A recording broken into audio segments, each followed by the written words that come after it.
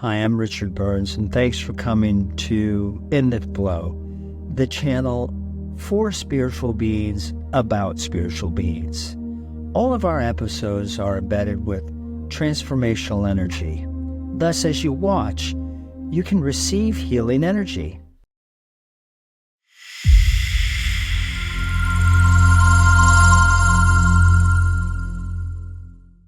I'm Joe Petroski, and I'm a master healer and intuitive coach. What I do is I always set out the prayer and the intention to see what I need to see, hear what I need to hear, feel what I need to feel, and then only say the words that the client needs to hear.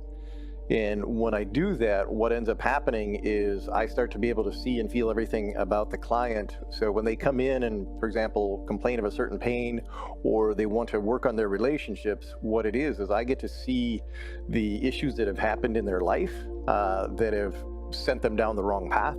I get to see the issues that are causing them the physical pain, the emotional pain, and the spiritual pain. And as I work with them, then what I do is talk to them about it. But then also what I do is we clear the energy. And that's one of the things that makes this work so different, is that when I'm coaching people, we talk about the issues, but then also what we do is we clear the energy so that drag and that pull and that hurt and that static isn't there when they recall the incident.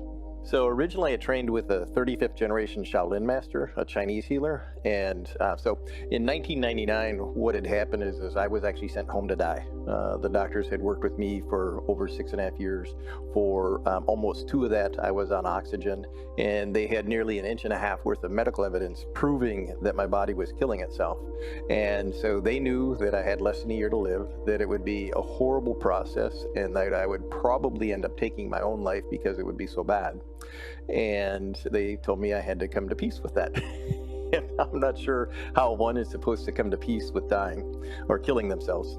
And so luckily for me, I found this Shaolin Master, and I went to him and his students. And after the 2nd-hour session, I was off the oxygen. And after the 3rd, I was completely healthy. He looked at me and says, "You can do this too." And I looked at him and I was like, with all the doubt that I had in my system, I looked at him, but with his eyes, he says, "Yes, you can." And so when I went to him and his students and I got healthy, then I'm like, okay, I got to figure what this is. Well, why does he say this? So I started to train and do his Chinese way of energy healing. And when I did that, I quickly saw that, yeah, somehow in me was this really intuitive, this psychic person that could help do these miraculous things. And it surprised the hell out of me, shocked the hell out of me. But it was the most amazing transformation. And then when I sat with a Native American and he opened up to feel everything, I did as well. And that's when the people that had passed away started to show up. And so as I set my prayer and intention to let me be able to do something, be of service, all these downloads and all these things started to come in. It was miraculous. And I say it was miraculous despite me, because I was the reluctant student for sure. If I have 10 people that come in with knee pain or back pain or migraines, there's not going to be a common denominator in that. What I look at is everything individually. When I do the coaching work, if there's a common denominator, what it is they've made a decision along the way to negate themselves and not speak their truth and try and make everybody else happy. And in trying to make everybody else happy, they lost themselves. They've lost their connection to their purpose. They've lost their connection to their passion, and they really don't know who they are. And so when I do the coaching and I connect them back to who they are, they can feel their passion and they can feel their desire. And then all of a sudden their life is just awesome. Very rarely is there anything that a client can come to me and say, "I have this and you don't know what it's like. You don't know what it means to a person."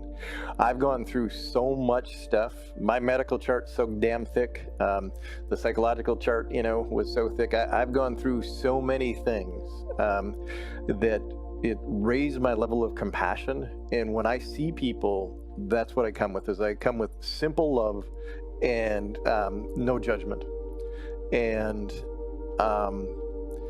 for me, because of everything that I went through, and unfortunately when I went through the healing, I had chiropractors, massage therapists, psychotherapists cross the boundaries, where I'm sitting here sick and dying and all that, and they're making sexual advances on me.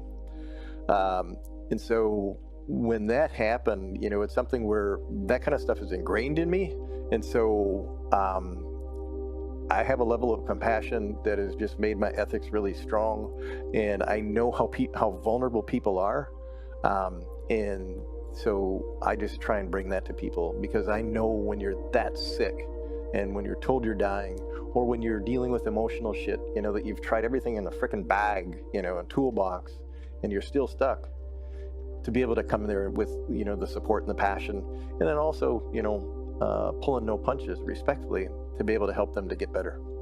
A mother brought her son in, and the son had Down syndrome, and he had never spoken a word in his life. Well, when he came in and saw me, instantaneously, he could see that I could hear him. And he asked me if I could hear, and I said, yes, I can hear. And he got so excited. And literally what he did is he threw his mother in the chair. He was going to throw me, and I said, no, I'll sit down. And I didn't say it out loud, but I said it, I'm going to sit down. And then he barely made it to the sofa to sit down.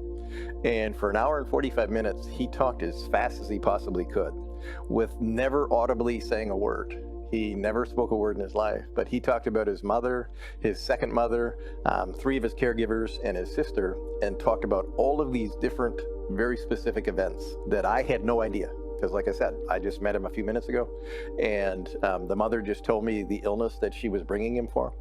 And it was the most amazing thing. And when I ended up seeing his caregivers, I was able to say, you did this for him, and you made such a difference, and you did this for him, and you did, and it was awesome. It was one of the most heavenly, amazing experiences ever. I say there is not one thing that I know that is 100% of the time. And so very, very often I'll work with a client when they continue to go to the doctor. I'll work with a client, and, what I'll do is I'll say, it's like, okay, you have these 4 different choices in the medicine. I would recommend this one. So go to your doctor and talk with your doctor and see about that one and try it. But very often I'll tell people, I think you should get that surgery. I think you should get that treatment. Because, like you say, there's not one thing for everybody. And so whatever way you're called, if you feel it's like, okay, I think I should go to the doctor, well, then go to the doctor. If you think you should seek out somebody like me or somebody else, then follow that and allow your intuition to be your guiding force. Allow that feeling, because we all have an intuitive feeling. We all have a gut feeling. And so we get to choose which way and how. Vibration is a combination of choices. And so vibration begins before you even open your eyes. When you wake up in the morning, the vibration, you get to choose. And there's so many people where, quote unquote, I'm not a morning person. And it's like, okay, well, when the hell does the created day get to be enjoyed? When do they start to basically say, it's like, okay, now I'm going to start to enjoy what God gave me, And so what I look at it is the vibration is a accumulation of choices. When we make the choice, our vibration's either going to go up or it's going to go backwards, and it's going to go down. And you see that with people all the time, whether it's relationships or careers. All bosses suck, and then they never advance or they don't get the promotions. Vibration is an accumulation of choices and acting upon those choices. And there's always that dichotomy. Whenever it's the darkest, that's when the light comes. And you can't tell how bright it is until you see how dark it is. And so what's happening is, especially during the last couple of years, with all the hate and the anger and how everybody has created a them, they're the problem, whether you think mask, no mask, jab, no jab, whatever. When we come back, it's like, okay, hold on a second. I don't want to have a them. I don't want to have that. I want to be able to feel what's in me and then be able to feel that in others. And so what's happening is everybody is going more towards that inner light in themselves. And what's happening is the people are finding that nicer people are congregating around them, and that things are becoming easier, and that the corporations that are doing the good, that their bottom line is increasing exponentially as they carry this strong light, the choice. My personal mission is to let everybody know that they matter, and that they're loved. Too many people go around this world feeling lonely and dejected, so I try and make eye contact with everybody, say hi to everybody, say something to them to let them know that I see them and that they matter.